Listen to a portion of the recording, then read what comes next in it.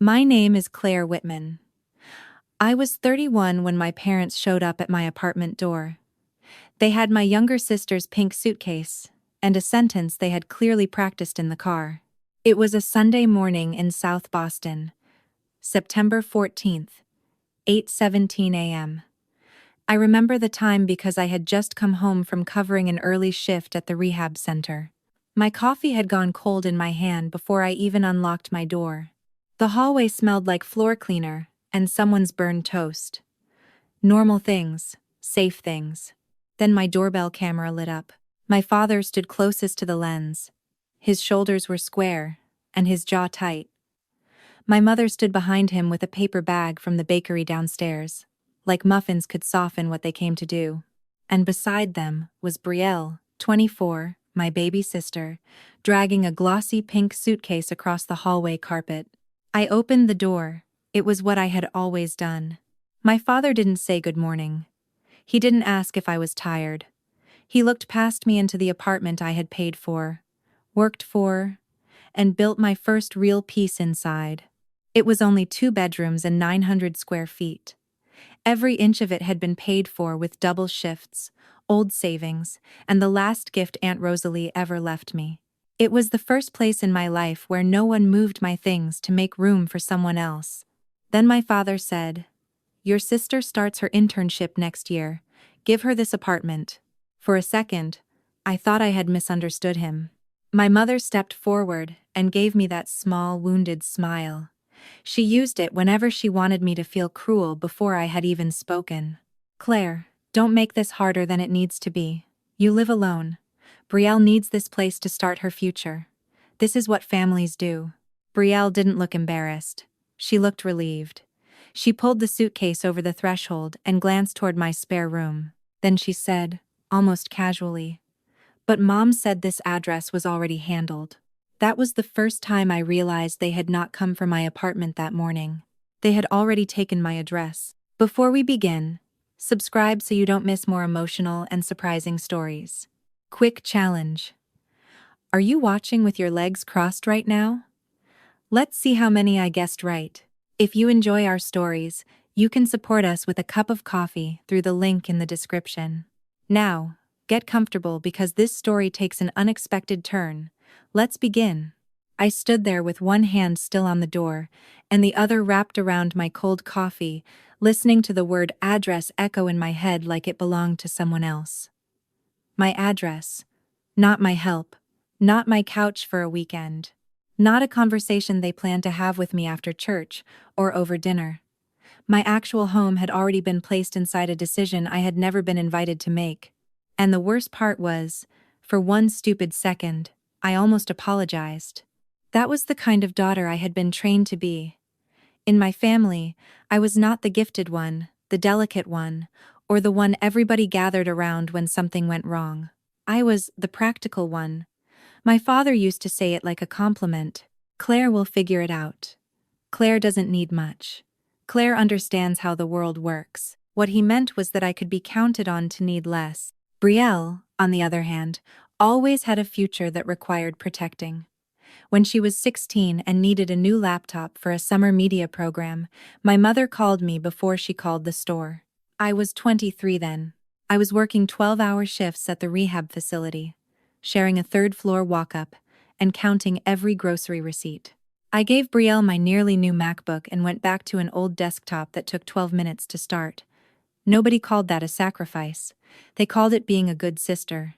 When Brielle got into a private leadership retreat her junior year of college, the deposit was $2,400. My father said his business was tight that month.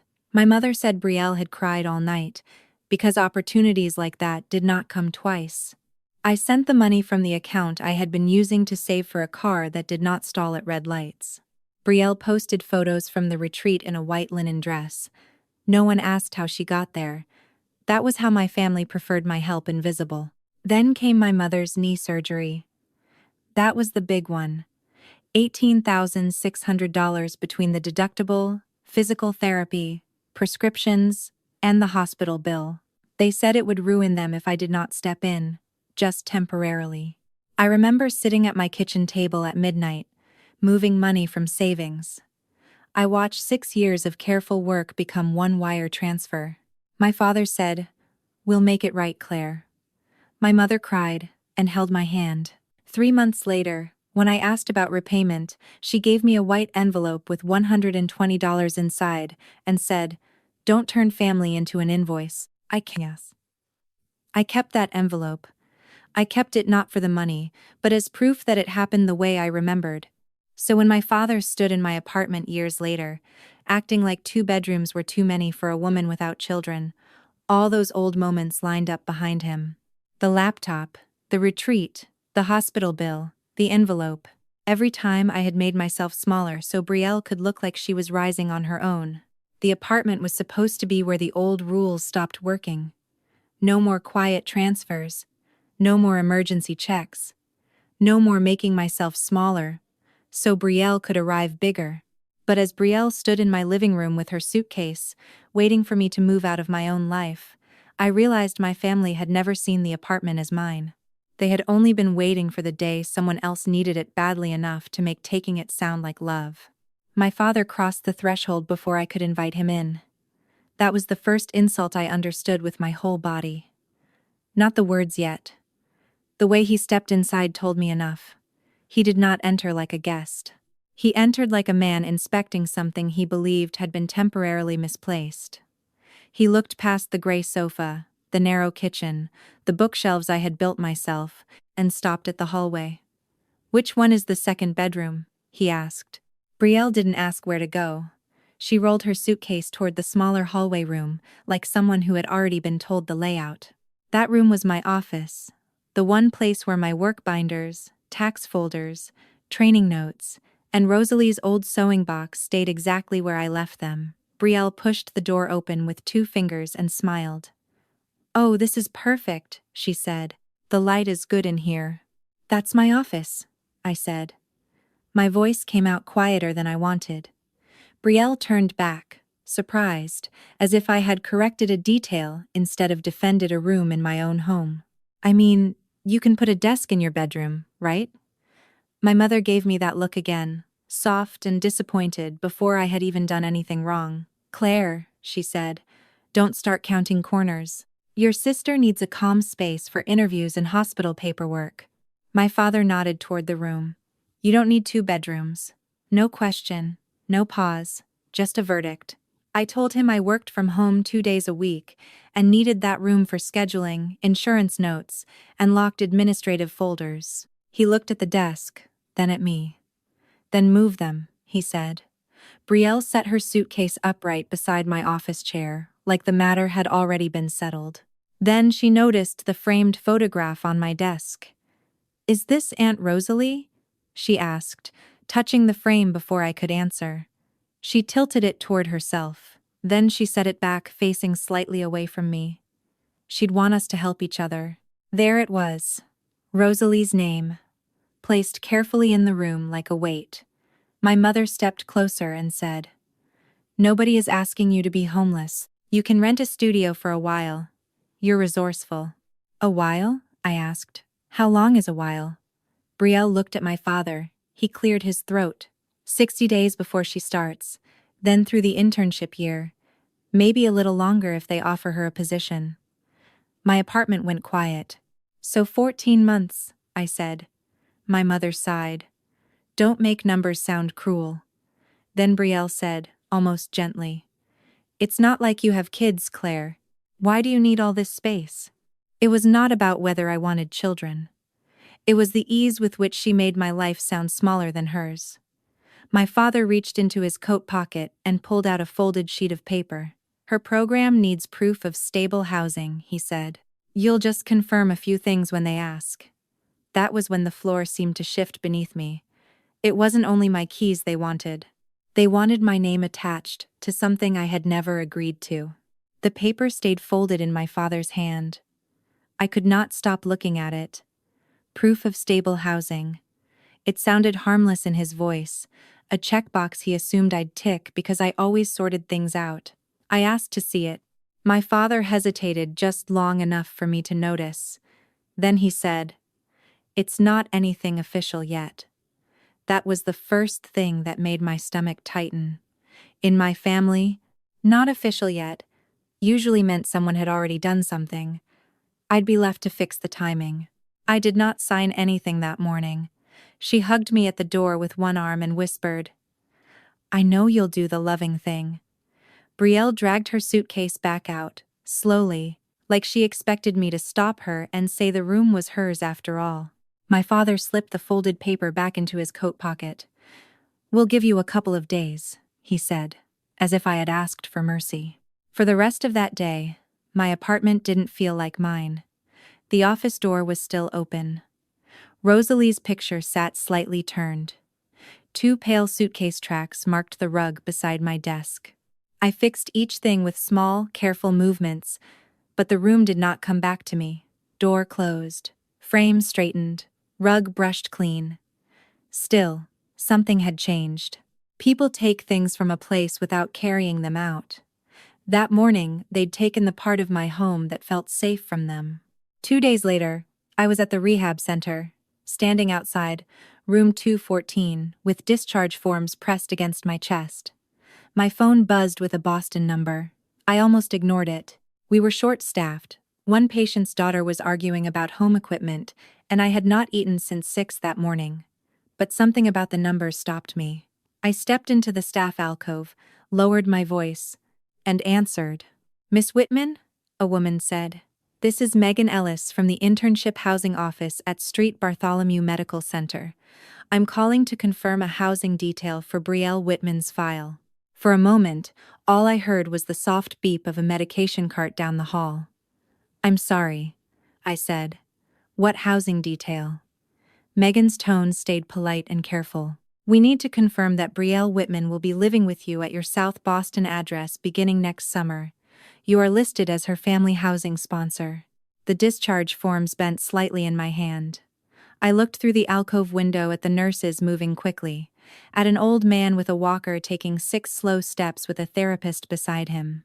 Everything outside my body kept going. Inside, something stopped. "I never agreed to that," I said. There was a pause on Megan's end. Not dramatic. Administrative. The kind of pause people use when a form has said one thing and a human being has said another. "Oh," Megan said. "Then I may need to clarify the submission. What I can send is a confirmation request to the email listed for you, since the file names you as the housing contact." 5 minutes later, the email came through. I opened it, standing beside a cabinet full of gloves and alcohol wipes. My name was there, my full address was there. Under housing arrangement, the words were clean and simple. Family sponsor confirmed pending final verification. Confirmed. It felt like they'd stolen from me. They had used me to make a plan look finished. My father had stood in my living room talking about proof of stable housing. He already knew proof had been built around my silence. At the bottom of Megan's email, one more line waited quietly. "Housing support review may proceed after residence confirmation." I read it twice. Then, a third time. My address had value, and someone had already tried to spend it. I stood beside the cabinet of gloves with my phone in my hand, staring at that last line until the letters stopped looking like words. "Housing support review may proceed after residence confirmation." My first thought was not money. It was my father's coat pocket. The folded paper. The way he had said, "You'll just confirm a few things," like confirmation was a napkin he could ask me to pass across the table. I called him from the staff alcove before I could talk myself out of it. He answered on the 3rd ring. "Claire." "No. Hello. Just my name." Already shaped like an accusation. "Why am I listed as Brielle's family housing sponsor?" I asked. There was a small silence. Not confusion. Calculation. Then he said, "Because you are her sister." I closed my eyes for 1 second. "That isn't an answer." His voice stayed flat. "It's the only answer that should matter." "Did you put my address on her internship file before asking me?" I asked. My father exhaled through his nose. "We had to put something down. Applications have deadlines.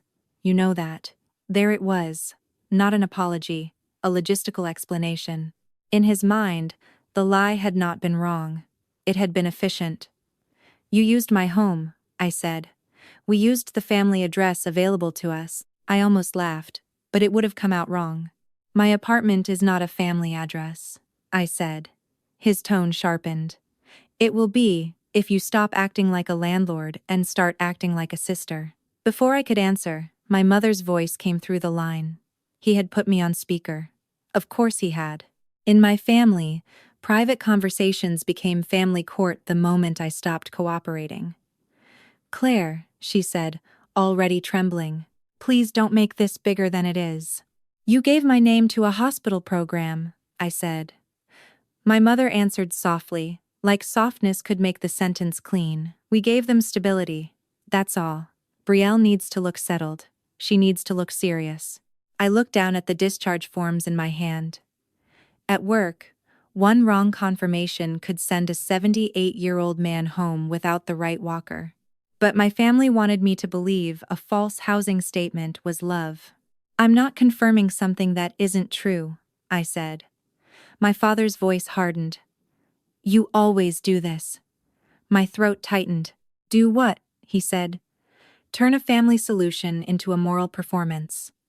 I ended the call before he could hear me breathe. By the time my shift ended, the group chat had already started. My mother wrote that I was refusing to confirm safe housing for Brielle's internship. She said it could affect her future. Aunt Lydia replied within minutes. Claire, honey, apartments come and go, opportunities don't. Then Brielle wrote, I didn't know wanting to be near my hospital made me such a burden. I sat in my car in the rehab center parking lot, the engine off, watching each message arrive. Normal life kept moving around me. My family quietly rewrote the story, casting me as the villain. I did not answer. That was new. Instead, I took screenshots. For once I wanted a record of when they'd made a lie and turned it into a test of me. Then my mother sent one final message directly to me. Just confirm what they already have. I read it twice. What they already had was the lie. What they still needed was my voice. And for the first time, I understood the trap completely. They were asking me to become the person who made their lie true. I sat in the parking lot until the automatic lights along the rehab center clicked on, one by one, washing the pavement in a thin yellow glow. My phone kept buzzing in my lap. I did not open the messages anymore. I already knew what they would say. Selfish, dramatic, hard-hearted. Words my family pulled out whenever I stopped smoothing things over for them. For the first time, I let the buzzing continue, without reaching to fix anything. Tessa Halbrook found me 20 minutes later. She had worked the imaging wing that day, and still had her badge clipped to her scrub pocket. She knocked on my passenger window with 2 knuckles. She opened the door when she saw my face. Tessa had known me since I was 22. She had watched me cover shifts, lend money, and drive to Portland after midnight because my mother sounded off. She did not ask if I was okay. She just said, "What did they do now?" I handed her my phone. She read the messages without interrupting. Her face did not change until she reached my mother's last line. Just confirm what they already have. Then she looked at me and said, quietly, Claire, don't lie for people who already lied using your name. Something in that sentence settled me. Not calmed me. Settled me. Like a glass of dirty water finally placed on a table long enough for the dirt to sink. That night, I did not call my father back. I did not write a speech in the group chat. I did not try to convince Aunt Lydia that I was not the villain in a story she had already decided to believe. I went home. I sat at my kitchen table and opened Megan Ellis's email again. My hands shook. The words I typed were simple. I have not agreed to house Brielle Whitman. I did not authorize my address to be used as her residence. I read it 3 times before sending. The truth did not need decoration. By 9:42 the next morning, Megan replied. Housing information affected eligibility and possible support review. The program would need an official verification meeting with all listed parties. Attached was a calendar invite for Friday at 2 p.m. My name was there. Brielle's name was there. My parents' names were there too. I stared at the invite longer than I should have. Under Martin Whitman, The roll field read, Housing arrangement contact. I had expected them to use me. I had not expected my father to install himself as the person in charge of the thing he had taken from me. I was not afraid of making them angry anymore. I was afraid of finding out how much they had already done, because they trusted me not to look. By Thursday evening, the apartment felt watched. Not peaceful, watched. I came home from work. I checked the hallway before I unlocked the door, even though no one was there. The calendar invite sat on my phone like a small, official threat. Friday at 2:00 p.m. All listed parties. Housing verification. Those words sounded clean until I remembered my father's name sitting beside them as if he belonged there. At 6:11 p.m., my doorbell rang. I looked at the camera and saw my parents outside without Brielle this time. No suitcase, no bakery bag, just my father's tight mouth and my mother's red eyes, which told me she had come prepared to cry. I opened the door, but left the chain on. My father looked at it first, then at me. "Really?" he said. "That's where we are now." My mother stepped closer to the gap in the door. "Tomorrow, you only need one sentence," she said. "One sentence, Claire, and this can still be fixed." I knew exactly which sentence she meant. Brielle would be staying with me. Brielle had stable housing. Brielle's family had everything arranged. "You mean after the program believes something that isn't true?" I said. My father's jaw tightened. "We are trying to protect your sister's future." I asked what they planned to do after I said that one sentence. My mother looked down. My father said, "We would have time to work out the details." Details. That was what they called my home, my lease, my office, my whole life inside those walls. Then my mother's phone rang. She glanced at the screen and turned it toward me like proof. Brielle's face filled the display, blotchy and frightened. "Claire," she said, "if you embarrass me tomorrow, they could flag my file." Her voice cracked when she said everyone already thought she was set for Boston. Her professors knew. Her friends knew. Her advisor knew she had family housing. I listened, and the old part of me wanted to soften, because Brielle had always known how to sound small when consequences got close. "You knew I hadn't agreed," I said. She wiped under one eye and looked away from the screen. "I thought Mom would convince you." The hallway seemed to narrow around that sentence. Not, "I thought you agreed." Not, "I didn't know." She had known enough.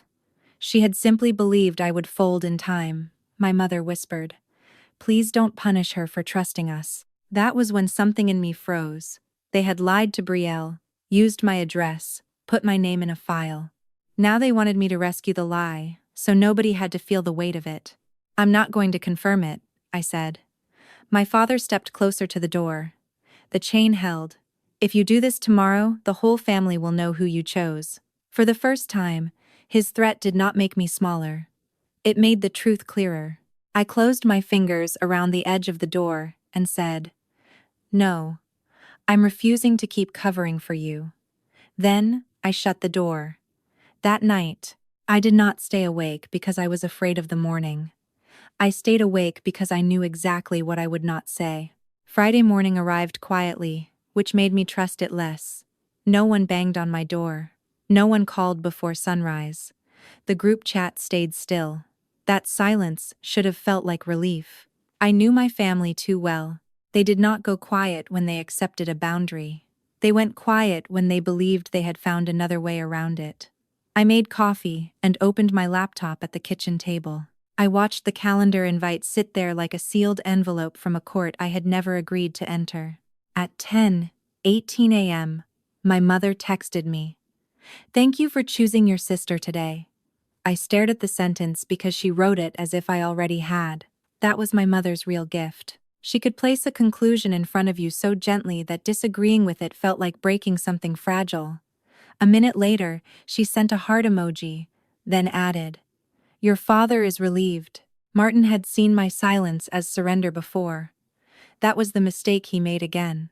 At noon, Brielle texted me privately. "I know yesterday was emotional. I just want today not to ruin everything." Then came another message. I really do appreciate you. I'll try to stay out of your way when I move in. I sat back from the table. There it was again. It wasn't real gratitude for my choice. It was gratitude for the surrender she assumed had happened. For one terrible moment, I almost answered her. Not to surrender, just to explain. But explaining had always been the doorway they used to pull me back inside. I wanted to tell Brielle I knew she was scared. I wanted to remind her that fear didn't give her the right to move into my life without asking. Instead, I put the phone face down and let the message sit unanswered. That small silence felt cruel for almost 5 minutes. Then it began to feel like the first honest thing I had done for myself all week. At 1:36 p.m., Megan Ellis sent a reminder email with the meeting agenda attached.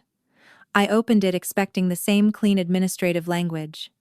Applicant housing verification, residence confirmation, listed parties. Then I saw a section near the bottom labeled support recipient information.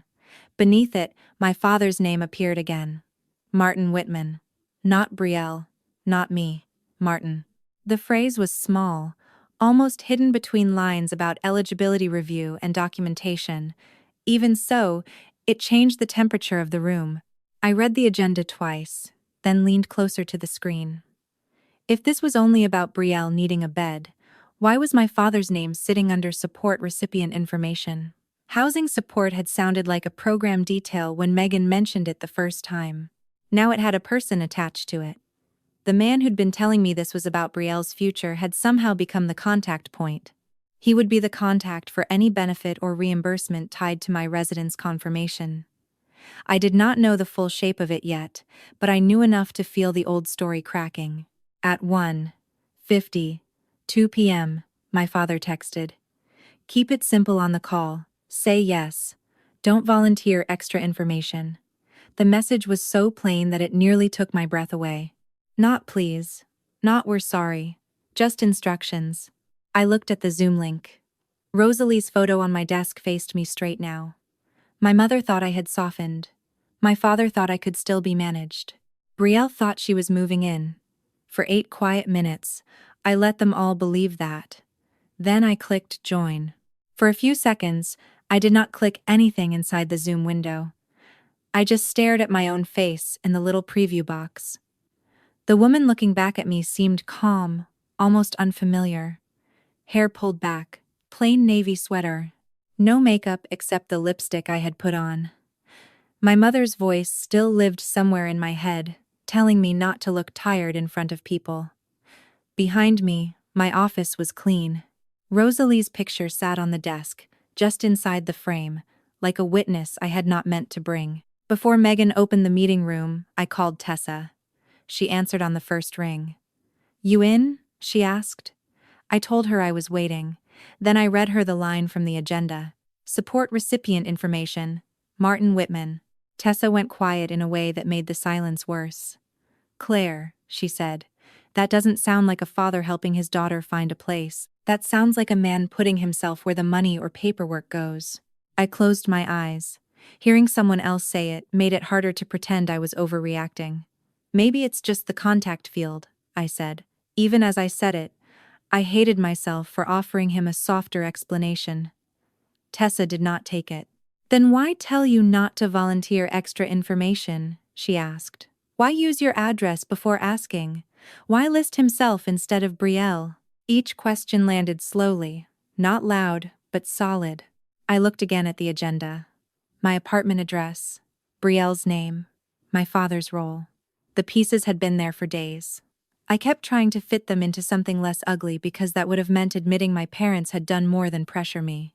It meant they'd built a little machine out of my home, my sister's opportunity, and my habit of staying quiet. And at the center of that machine, somehow, was Martin. Tessa's voice softened. You don't have to accuse anybody. Just answer what is true. That was the first advice all week that didn't ask me to carry someone else's burden. No performance. No revenge. No big speech. Just truth. I put one hand flat on the desk and looked at Rosalie's photograph.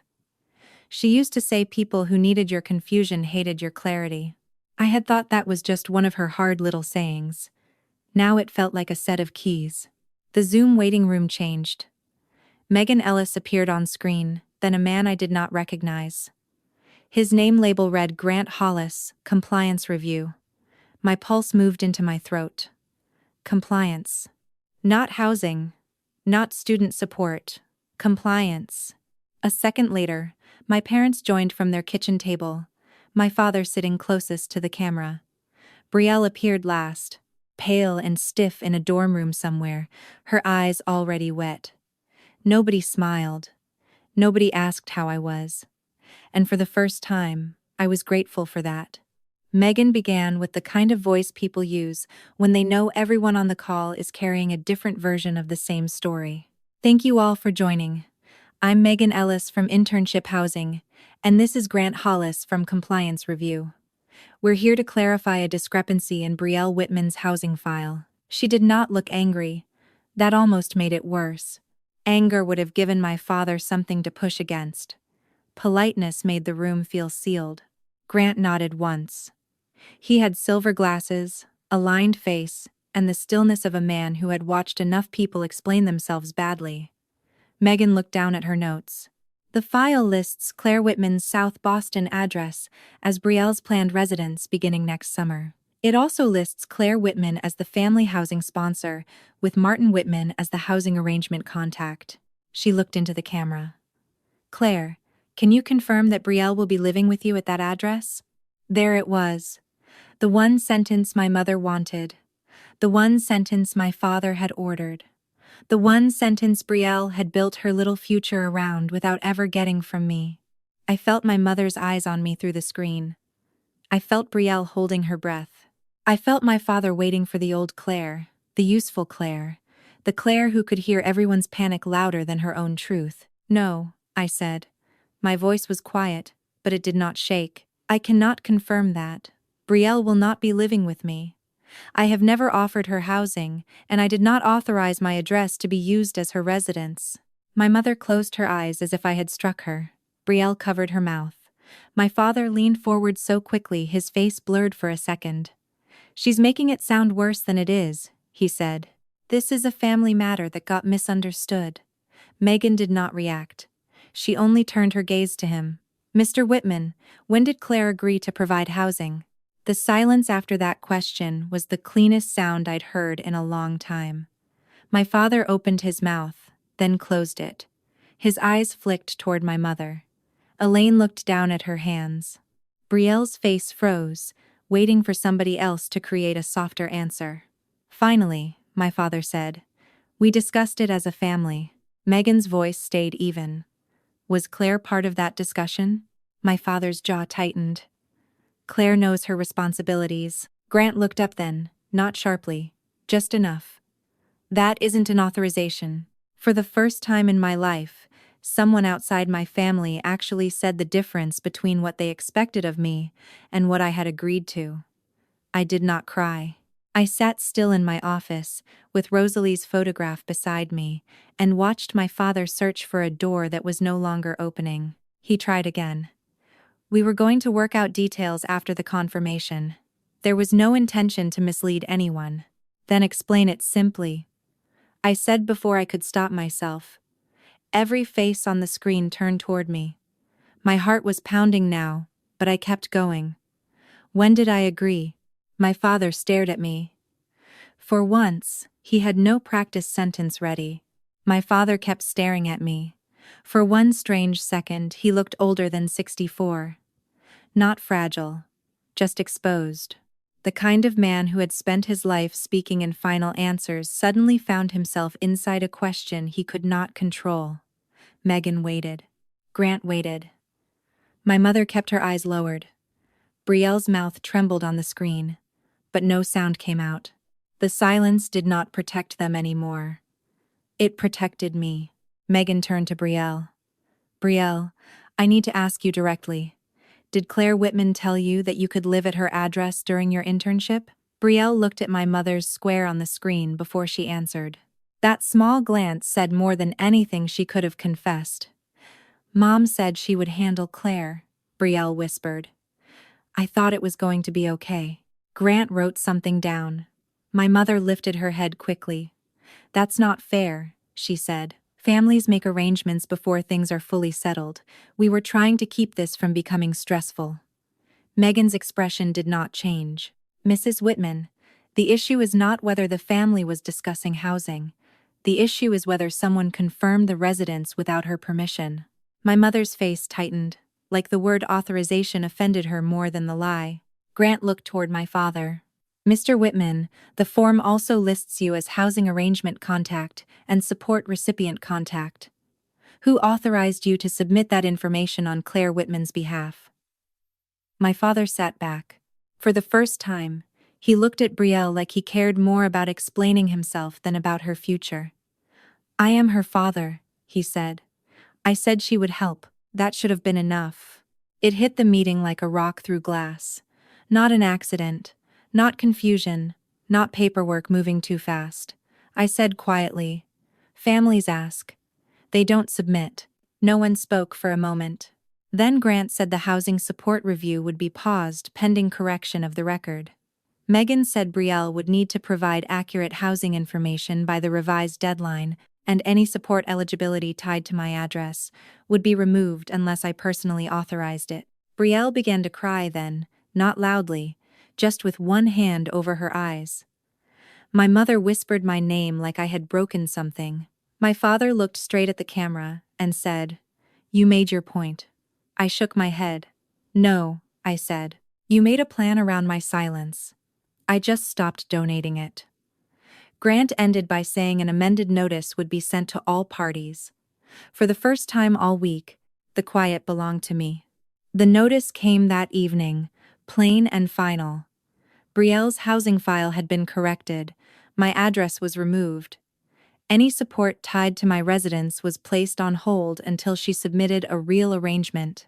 I read the email twice. It wasn't that I didn't understand. Part of me still expected consequences to arrive only for me. If they lied, I absorbed it. If they spent, I covered it. If they broke something, I became the person standing in the mess with a broom. Martin called 6 times that night. I did not pick up. Elaine left one voicemail, crying so hard some of her words blurred together. She said Brielle had lost priority housing. She said my father would now have to help with an actual deposit in Quincy. She said I had embarrassed them in front of strangers. She did not say they had used my home without permission. Even in her apology-shaped grief, she was still asking me to feel guilty for the part where the truth became visible. 3 days later, my mother came to my building alone. I watched her on the doorbell camera holding a white envelope in both hands, the way she used to hold church donations. I did not open the door. I spoke through the intercom. She said, "Claire, please, I'm your mother." I said, "I know." That was all. Because knowing she was my mother had never been the problem.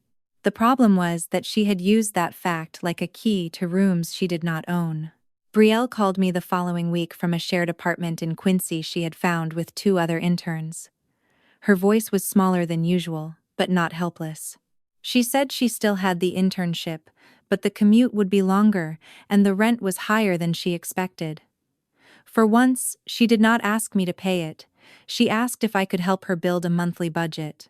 I sat at my kitchen table, looked across at Rosalie's photograph, and said, "I can show you how to make one. I won't make it for you." There was a pause, and then Brielle said, "Okay." It was the first honest word I had heard from her in a long time. We spent 40 minutes going over rent, groceries, transportation, and what she would need to cut if she wanted to keep ordering takeout 4 nights a week. It was awkward, it was not warm, but it was real. Helping her that way felt different. There was no suitcase in my hallway, no false address, no invisible debt being folded into the word sister. After that, I changed small things that were not small at all. I updated my emergency contacts. I left the family group chat.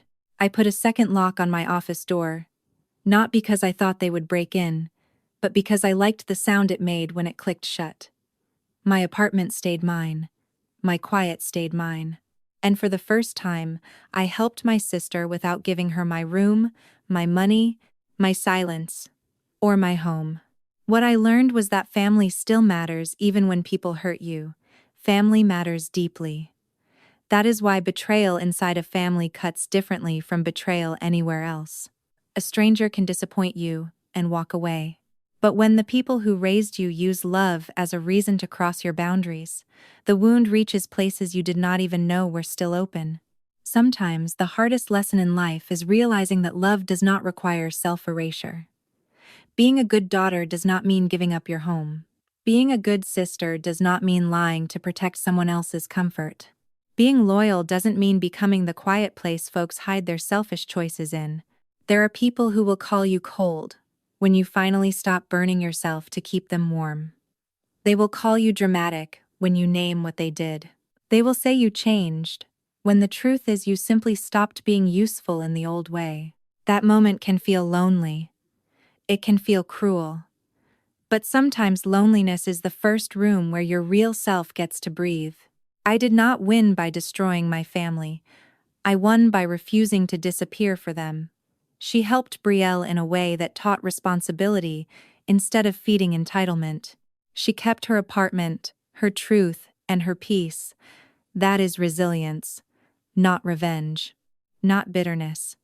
Just the quiet strength to say, I love you, but I will not let love be used as a weapon against me. And maybe that is the lesson many of us need to hear. Setting boundaries doesn't tear a family apart. Boundaries reveal whether love was healthy to begin with.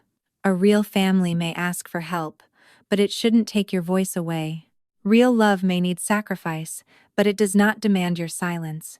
Real healing begins the day you stop confusing being needed with being valued.